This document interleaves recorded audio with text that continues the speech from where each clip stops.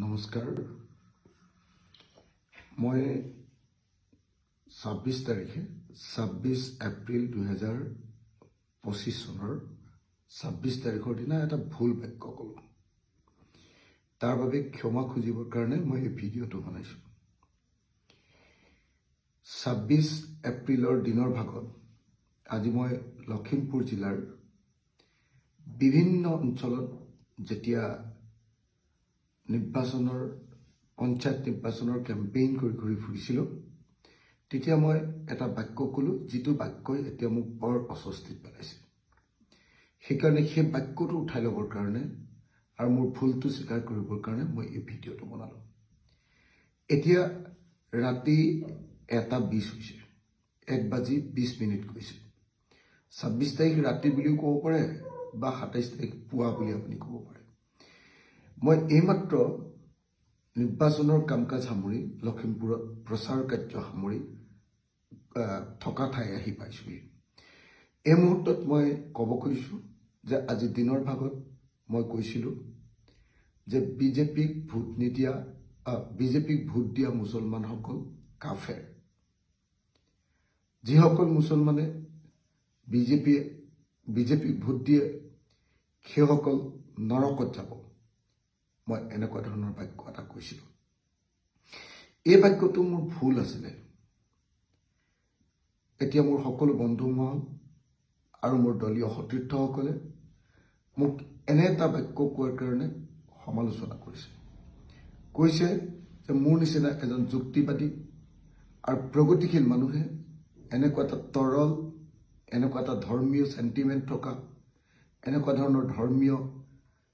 ধৰণৰ বক্তব্য কেতিয়াও প্ৰকাশ কৰা উচিত নাছিল। এয়া অযুক্তিকৰ বক্তব্য আৰু এইটো ধাৰ্মিক মানুহে কোৱা, ধৰ্মভীৰু মানুহে কোৱা কথাৰ বাহিৰে আন একো নহয় বুলি মোক প্ৰত্যেকজন মোৰ সতীৰ্থ, যিসকল মোৰ আদৰ্শগতভাৱে ভাল পায়, সেইসকলে মোক সকলোৱে সমালোচনা কৰিছে। সেইকাৰণে এই মুহূৰ্তত মই সমগ্ৰ অসমবাসী ৰাইজৰ ওচৰত ক্ষমা বিচাৰিছোঁ যে মই এটা ভুল বাক্য কৈছিলোঁ, যিটো ভুল বাক্য মোৰ মুখেদি ওলোৱাটো উচিত নাছিলে। মই কৈছিলোঁ যে যিসকল মুছলমান লোকে বিজেপিক ভোট দিয়ে সেইসকল কাফেৰ, সেইসকল নৰকলৈ যাব। এনেকুৱা ধৰণৰ আল্লাই তেওঁলোকক শাস্তি দিব, এনেকুৱা ধৰণৰ বক্তব্য এটা প্ৰকাশ কৰিছিলোঁ। মই একজেক্ট বাক্যটো ক'ব নোৱাৰিব পাৰোঁ, কিন্তু এনেকুৱা ধৰণৰ বাক্য এটা প্ৰকাশ কৰিছিলোঁ।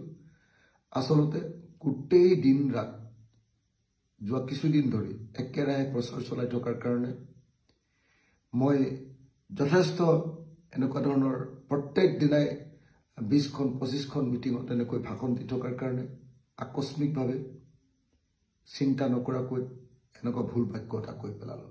সেইকাৰণে সকলো ৰাইজে মোক ক্ষমা কৰিব।